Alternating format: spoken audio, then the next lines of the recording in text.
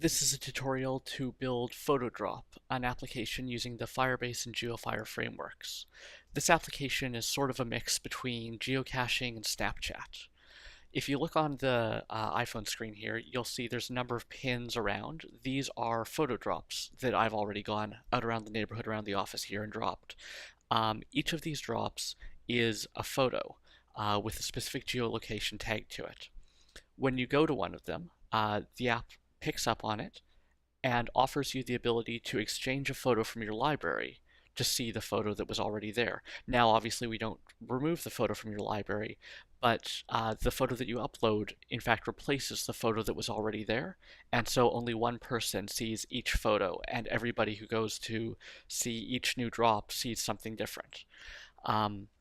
So here, if we just hit reset here for a moment, you can see we're prompted to exchange for a new photo. We pick one from our library. I'm going to say this nice photo of a monkey, and we can see that there's a photo of water there that somebody put in earlier. So that's the application we want to build, and we should start from scratch. So to start from scratch, we're going to need a new Xcode project. We're going to pick a single view application, call it PhotoDrop. We'll be writing this project in Swift and only targeting the iPhone. We won't be bothering to use core data for this project. So if we hit next, save it somewhere safe, we'll get an empty project. Now what I always like to do is just hit build on that empty project to make sure I've got my build settings configured correctly and take this opportunity to fix anything before it might be a problem with your code rather than just with your build settings. So here our build succeeded, it deployed to our phone successfully, and we've just got a blank app.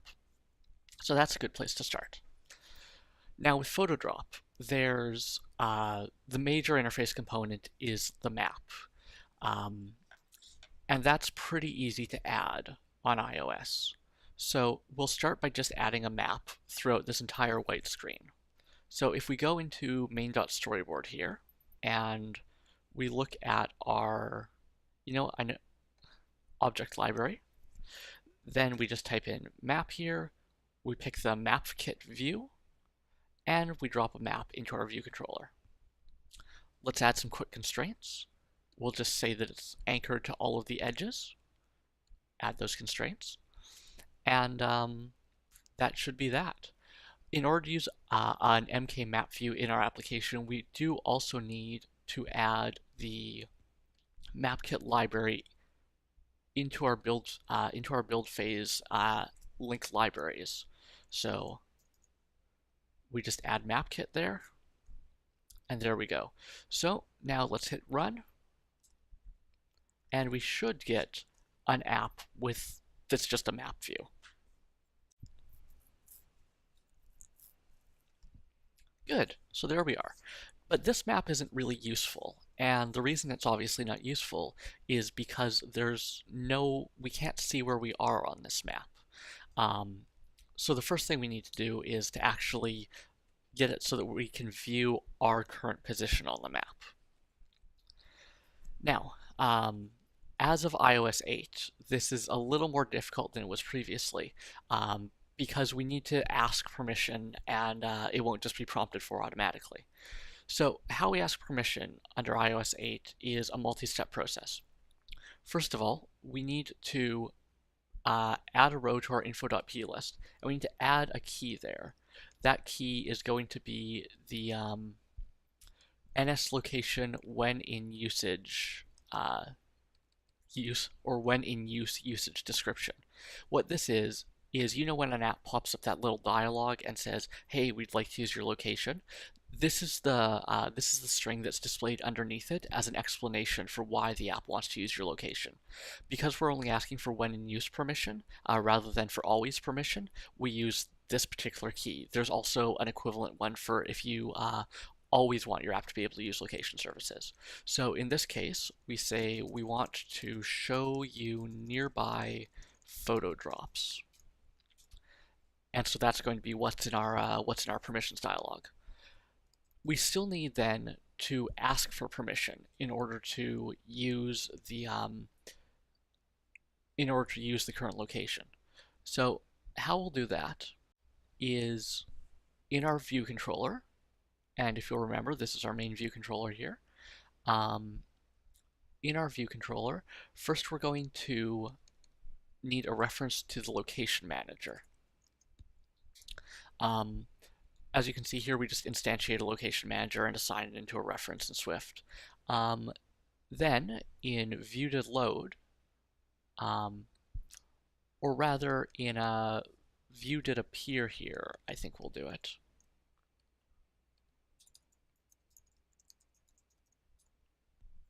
We're going to have to actually ask permission. So that's saying location manager, I'd like authorization.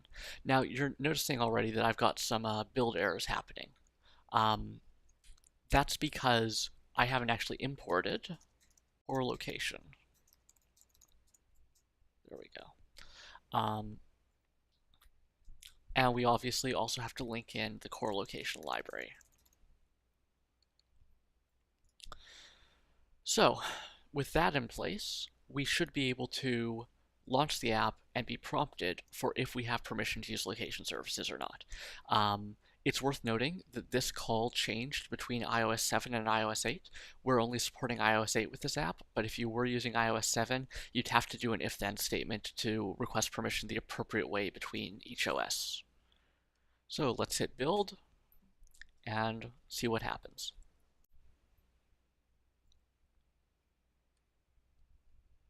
Great. So here we can see we're requesting permission. We've got an allow and a don't allow. We also see the string that we put into that info plist file explaining why we need location permission. So once we say yes, we're allowed location permission, that still doesn't actually do anything because we still need to view ourselves on the map. So if we go to main storyboard here again, and we'll select that map, we're just going to select shows user location. Save that, rebuild our app, and this time we should have the map but with a blue dot showing our location.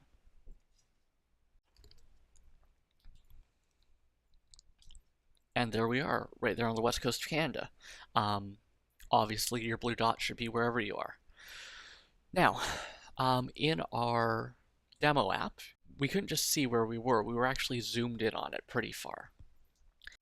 In order to do that, we're going to have to talk to the map a little bit, and we're going to have to find out when it finds our location, what is that location, and then we'll ask it to zoom in on that location. So the first thing we're going to need to do is to actually get a reference to the map into our view controller code. So we click here to get our split screen. We've got view controller up on the right here. You may have to select it from your recent files menu. And then we're just going to create an outlet, which we will call map view.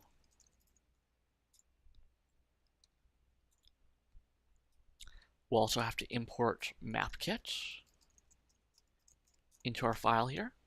And that is now going to allow us to reference this map view. Now, when the view appeared, we requested authorization, but now we have to do one more thing, which is we're going to observe the location key on our map view, and we're going to say that that we are the observer, and then we're going to create a method here, observe value for key path. So this is when you are an observer for a key path, you implement this method, and this is what gets the callbacks when the key changes. So the first thing we want to do here is we want to make sure that when we get a callback that we're actually dealing with a user location, that we actually have a valid user location. So we've just put a nil check in here. Past that, it's pretty easy. What we do is we describe a span, so that's a certain amount of the distance or a certain amount of the area of the Earth. We describe a region, so that's a span plus a center point. In this case, we use our current location as the center and a fairly small span. And then we ask the map to animate in on that region. And so if we press build now, we should zoom in on a fairly small area nearby us.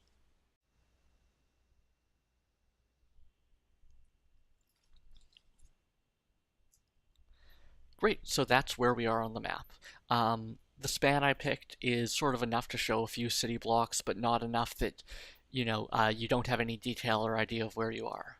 Now that we've got a map of our local area showing, we'd like to actually be able to place a photo on the map. The first step to doing that is to put an interface so that we can ask to place a photo on the map. If you remember our original demo, we had a navigation bar with a button in the upper right that read drop. So first thing we'll do is we'll put in that same navigation bar. So let's close up our view controller code here and go back to our storyboard. From our object library, we're going to grab a navigation controller, and we'll dump that in here. Now you can see a navigation controller comes with its own default root view. We don't want that, so we take away that root view controller, and then we set the root view controller for the navigation controller to be our existing map controller. Once that's in place, we move so that the navigation controller is the initial view controller for the storyboard. And we're just going to add in a title of photo drop onto our map view controller. So when we build that, we should have a navigation bar in place.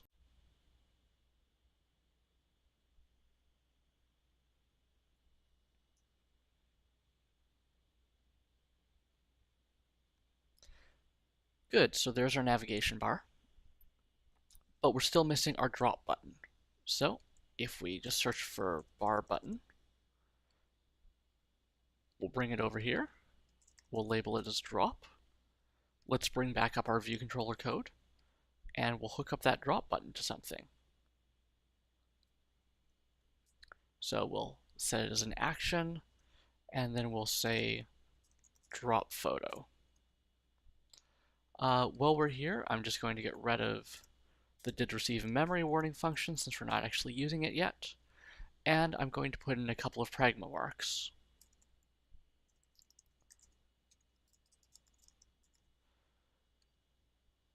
So that we can have some decent indexing up here. So there's a mark for setup.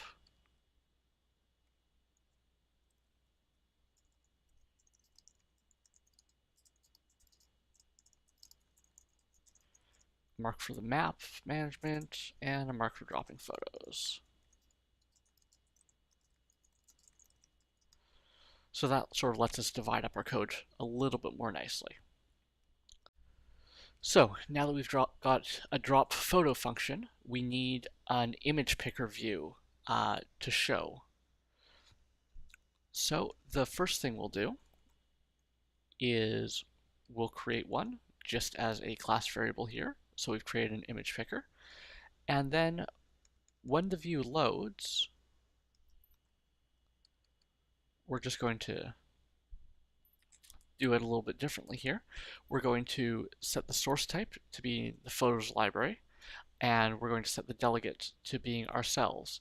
Now, since we aren't of the correct type here, we also just have to declare that we are a UI image picker controller delegate, and also I believe a UI navigation controller delegate. And that should get that build error to go away. Good. So we now have an image picker rigged to go to our photo library, and we just have to show it when we fire drop photos. So in order to do that, we just use present view controller. In fact, we shouldn't even need self here. I'm not sure why I had it in my pre-existing code. And let's run that. So what should happen is when we tap the drop button, we should see an image picker appear.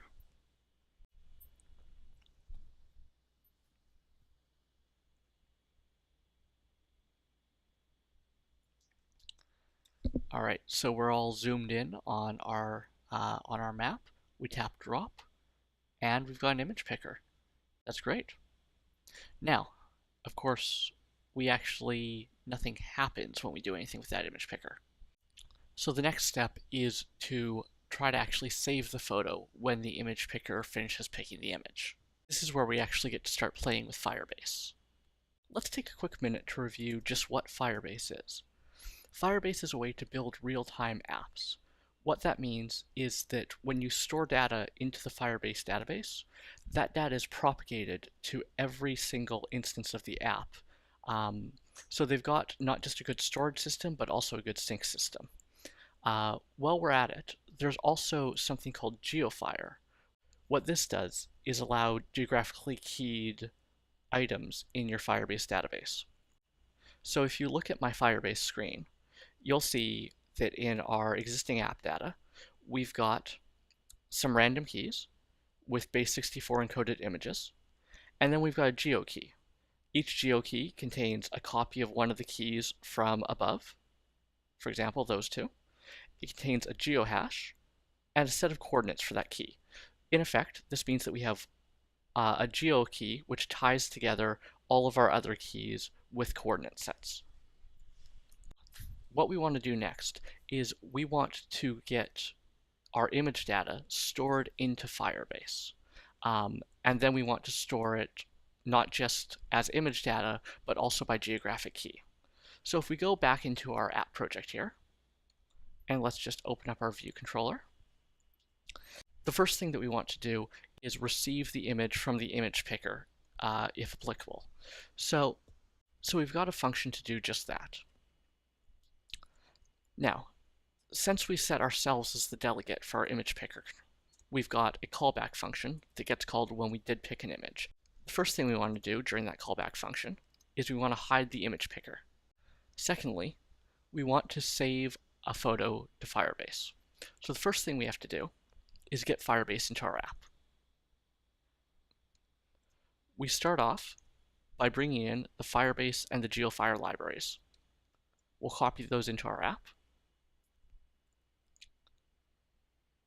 and we'll make sure that they were properly linked in, which they were. The next thing we need to do, because Firebase and GeoFire rely on Objective-C headers, is we need to create what's called a bridging header in Swift. Now, the easiest way to do that is to create a new file in your project. It should be an Objective-C file. You can just call it temp, because we're going to get rid of it. Hit next, and as Xcode notices that you've actually got a Swift project, it's going to offer to create what's called an Objective-C bridging header. You'll say yes, you'd like one. You're also going to then delete that temp file. We don't actually need it. The bridging header is where we can put Objective-C import statements in a way that Swift will pick them up.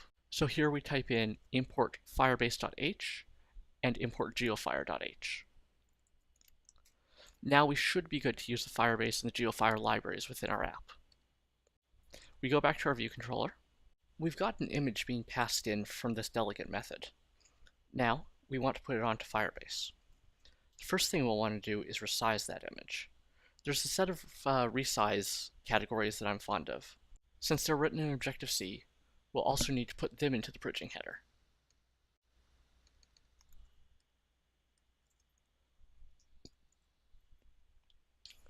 Now we can go back to our view controller and use those resize headers. First thing we'll do is create a thumbnail size rather than transmitting the entire image up to Firebase.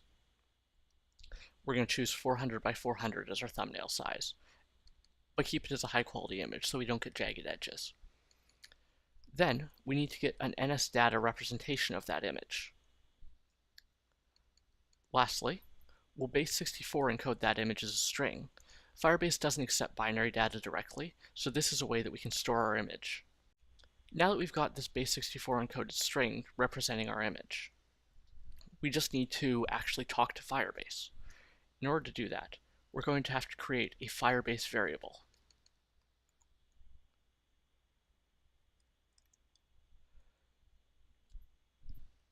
We're also going to have to initialize that Firebase variable.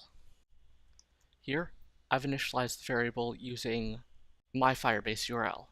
If you decide to sign up for Firebase and go through this tutorial yourself, you'll want to substitute in your own Firebase URL here.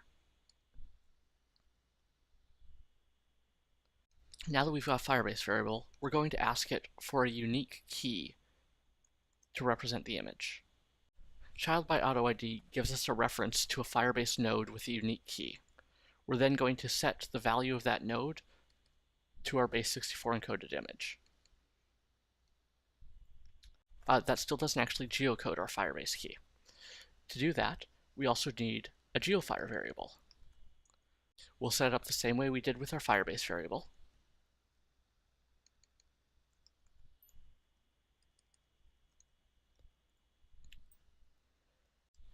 Then we just have to set a geofire reference using that same unique key and our location.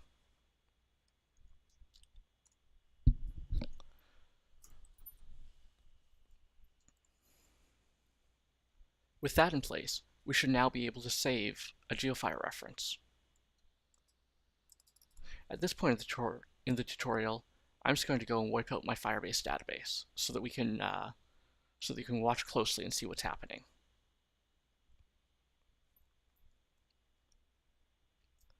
So, if we build our app, we expect that we'll be able to tap on an image from the image picker and then see that image appear in Firebase with a geocoded key. Oh, it looks like we've got a lot of errors. This is because I've forgotten to link in the supporting libraries for Firebase. These libraries are systemconfiguration.framework, security.framework, cfnetwork.framework, libc++.dylib,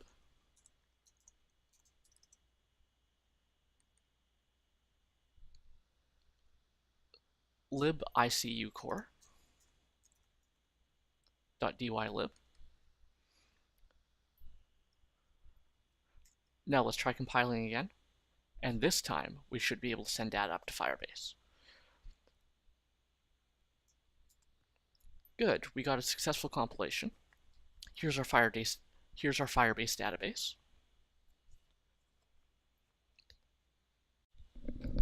Oh, and there's one more problem.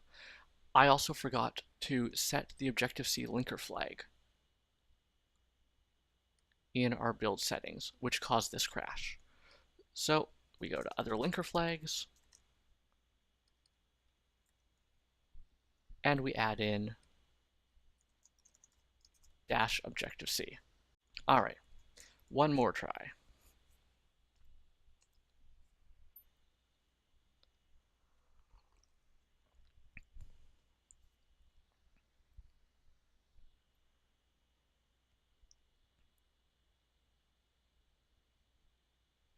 All right, so we tap our drop button, we pick an image, and we can see in our Firebase that came up right away. So there's our coordinates, and there's the image that's tied to it. Now, of course, even though we've got the image in our database, we still don't see it on our map. That's our next step. So how do we show photos on the map? Well, the first thing we're going to need to do is to create a class for what's called a MapKit annotation, otherwise known as a pin. I've got a class ready to go here, so I'm just going to drag it in. It's pretty easy. Let's take a quick look. Our pin is just a subclass of MK annotation. It has a coordinate, it has a key, and it takes the key in its initializer. That's it. This is something that we have to pass to a map view if we want to have an annotation. If we go back to our view controller, we'll do the more interesting part. GeoFire has something called a region query. I'm going to add a variable for one right up at the top of our file. What a region query does is it shows all keys that have been geocoded to be in a specific region. Let's add some code and make that a bit clearer. When our location updates, we're going to check to see if we have a region query or not. If we don't, we're going to create a new query with the same region as our existing viewport on the map. We then take that region query and we observe events on it, in this case, entered events. What this means is every time a Firebase key enters our region, we're going to receive a notification of that key. So whether that's a key that's created by another user and then is synced over to our system while we're using the app, or if that's a key where we've shifted our region and now that key is within our region, we're going to get a notification. Next up, we create a pin with our key, we give it a coordinate, and we add it as an annotation to our map view. Then we save it away in an array of annotations, just so that later on we can remove it according to its key. Now, we haven't actually declared that array of annotations yet. There we go. We also want to observe when something leaves the region. This means that we'll take away pins that are no longer on our map. So all we do is we remove the annotation that we saved away in our annotations array, or in our annotations dictionary rather, and we set the annotations dictionary entry to nil. So what this will do, if we run our app again here, this is actually going to show us our photo entries on our map. And there it is. There's our photo entry.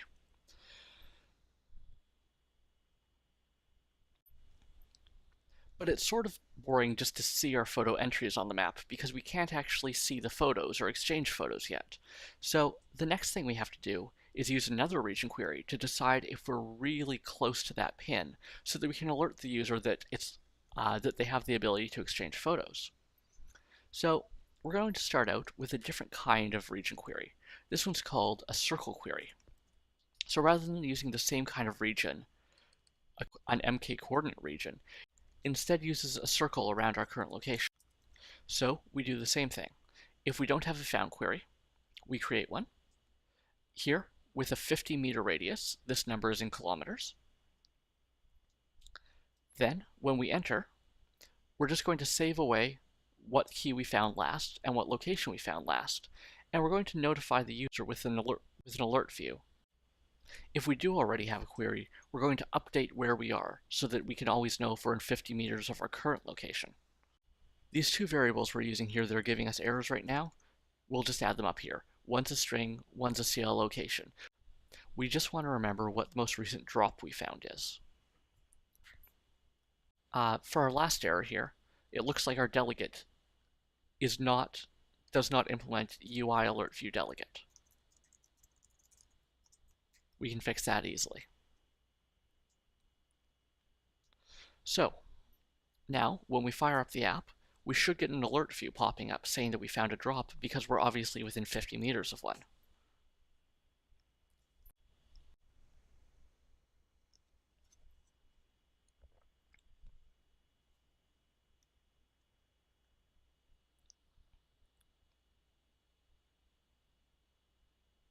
There we go.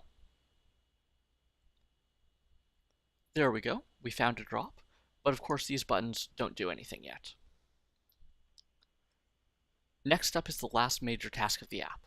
We have to allow users to exchange photos when they find a drop. The first thing we need to know is when we should exchange a photo. This is an alert view delegate method. It checks to see if we hit the exchange button, and if we did, it runs the drop photo method. We're adding an inExchange variable that by default will be false. This is going to let us reuse some of the drop photo code. So, when we hit that exchange button, what happens in drop photo? Well, nothing different.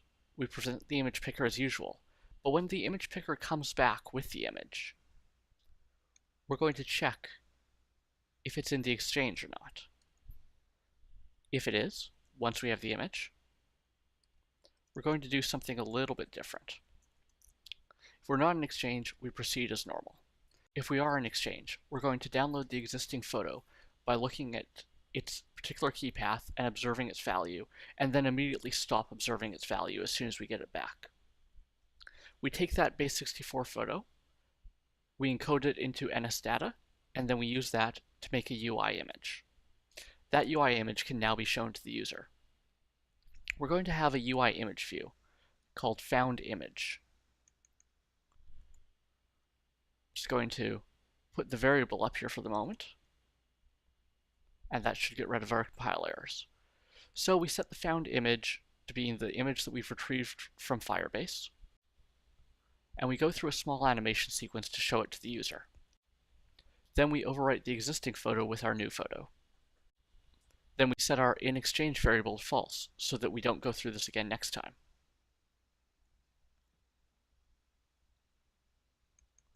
We're also going to have to implement the didCancel method for the image picker. We didn't have to do this before, but now that we have to reset a variable when it cancels, we should put it in. Lastly, we actually need a found image view. Let's go to main storyboard, create an image view,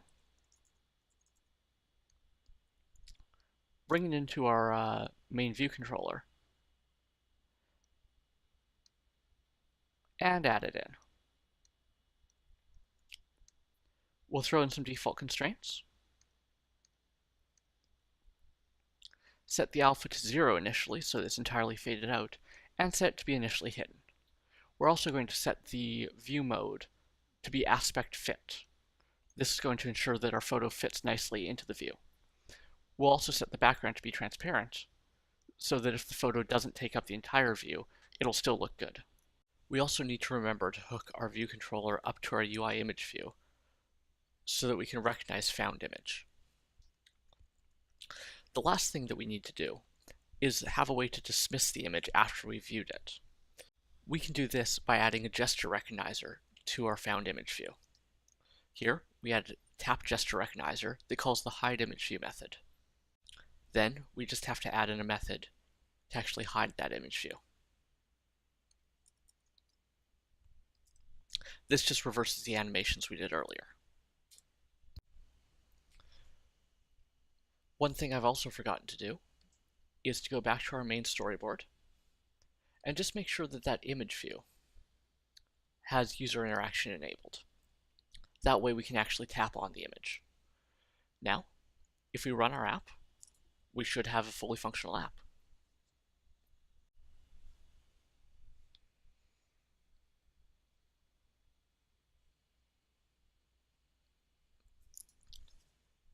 Alright, so there's the pin that we've dropped in this location earlier. If we exchange it, we can tap on an item here. Let's add this image. We'll see the image that was previously there. And when we tap on it, it dismisses. That's fantastic. Alright, we're good to go. So thank you very much for following along this tutorial. The code is available on GitHub. There's a short write-up available on wholepunk.com, and we look forward to seeing you again. Thank you.